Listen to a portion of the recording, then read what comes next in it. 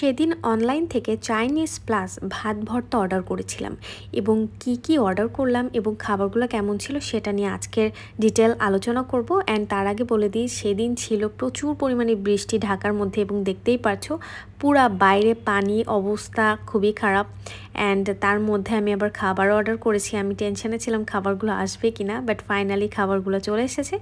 এখানে আমি অর্ডার করেছিলাম চাইনিজ প্লেটার অ্যান্ড তার সাথে ছিল ভাত ভর্তা। অ্যান্ড ভর্তাটা কিন্তু অনেক বাহারি রকমের ভর্তা ছিল অ্যান্ড খুদের ভাত ছিল, সাথে ডাবের পুডিং ছিল।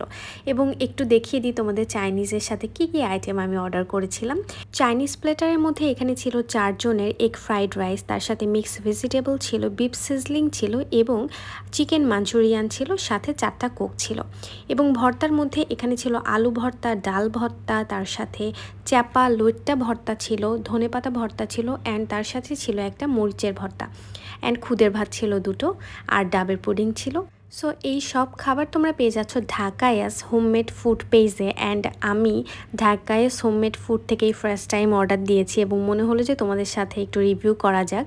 অ্যান্ড আমি ফার্স্টে খেয়ে নিচ্ছি ভাত ভর্তাটা, তার কারণ চাইনিজ যতই থাক না কেন বাঙালিদের প্রথমে ভাত ভর্তাটাই বেশি আকর্ষণ করে তাদের, এবং আমার ভাত ভর্তা দেখলে আর কিচ্ছু ভালো লাগে না খেতে। সো ফার্স্টে আমি সব ভর্তাগুলো একটু একটু করে নিয়ে তোমাদেরকে খেয়ে বলবো যে কেমন। আমি শুরুতে আলু ভর্তা তার সাথে ডাল ভর্তা দিয়ে খাওয়াটা স্টার্ট করছি, কারণ আলু is my favourite always. And হ্যাঁ, ভর্তাটা কিন্তু অন্যরকম ছিল, মানে অন্যরকম বলতে সেই রকম স্পাইসি ছিল একদমই। ভর্তা যেমন রেস্টুরেন্টে আমরা খাই, আমার কাছে মনে হচ্ছে তার থেকেও ভালো ছিল। অনেক যত্ন সহকারে ঘরোয়াভাবে বানানো, সেটা দেখেই বোঝা যাচ্ছে। অ্যান্ড আমার এখানে ধনেপাতা ভর্তাটাও খুব ভালো লেগেছে। আর স্পেশালি তাদের যে লোট্টা শুটকির একটা ভর্তা ছিল, এটাও অনেক মজা ছিল।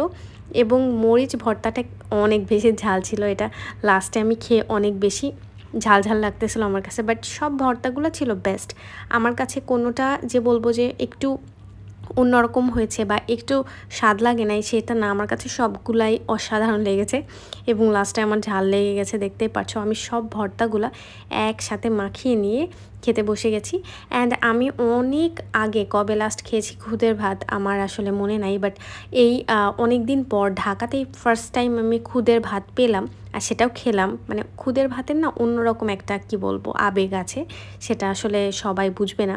অ্যান্ড আমার হাজব্যান্ডের খাইয়ে সে বলতেছে যে অনেক ঝাল হয়েছে, তো ওকে ঝালটা দিয়েই খাওয়াচ্ছি। এরপর আমি ট্রাই করব তাদের ফ্রাইড রাইস অ্যান্ড তার সাথে ভেজিটেবল, তার chicken Manchurian, beef sizzling and fried chicken. আমার কাছে ফ্রাইড চিকেনটা অসম্ভব ভালো লেগেছে। আমি নর্মালি ফ্রাইড চিকেন পছন্দ করি খুবই, কেএফসি, বিএফসি সব জায়গায় ফ্রাইড চিকেন ট্রাই করি, সবসময় খেয়ে থাকি। কিন্তু আমার কাছে এটা একদমই রেস্টুরেন্টের মতো ফ্রাইড চিকেন মনে হয়েছে এবং আমার মনে হয়েছে যে আমি ঢাকাইয়াস হোমমেড ফুড পেজের আপুর কাছে শুনবো যে সে ফ্রাইড চিকেনটা স্পেশালি কিভাবে বানিয়েছে, কারণ আমিও ঘরোয়াভাবে এটা বানাতে চাই। আমার খুবই পছন্দ হয়েছে।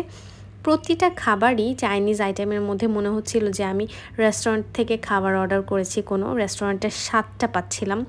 এটা অনেক ভালো একটা দিক আর আমার কাছে বেশ ভালো লেগেছে। তাদের যেই চাইনিজ প্লেটারটা আমি নিয়েছিলাম, এটার প্রাইস পড়েছিল 4 জনের চাইনিজ প্লেটার ছিল 1900 টাকা এবং ভাত ভর্তা যে ভর্তা প্লেটার পড়েছে আমার 900 টাকা এবং ভাতটা পড়েছে 1:1 100 টাকা করে বাটি।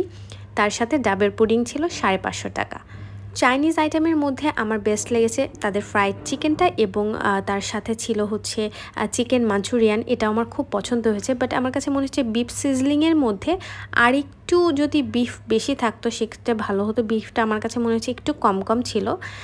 এই যে আমরা সবাই খাচ্ছি, আমার ভিডিওর ব্যাকগ্রাউন্ডে সবসময় এনারাই থাকে, আমার ভাই এবং আমার হাজব্যান্ড, ওরা সবসময় আমার ভিডিওতে অনেক বেশি হেল্প করে এবং ওরাও খাচ্ছিল আর বলছিল ওভারঅল খুব মজা হয়েছে খাবারটা। আর এই যে তোমাদের সুবিধার্থে একটু দেখিয়ে দিলাম, এটা ঢাকাইয়াস হোমমেড ফুড পেজ থেকে আমি নিয়েছি। এখন আমি তাদের ডেজার্ট হিসেবে ট্রাই করব ডাবের পুডিং। ডাবের পুডিং নর্মালি আমার আহামরি যে খুব পছন্দ তা না, বাট তারপর আমি খাচ্ছি অনেক দিন পরে। আমার সেভাবে আসলে পছন্দ না ডাবের পুডিংটা, আমার এমনি যেই ডিমের পুডিংটা এটা বেশি পছন্দ। বাট ডাবের পুডিংটা আমার কাছে অ্যাভারেজ লেগেছে এবং এটা মিষ্টি যদি আর একটু বেশি থাকতো আমার কাছে মনে হয়েছে যে আরও বেশি ভালো লাগতো।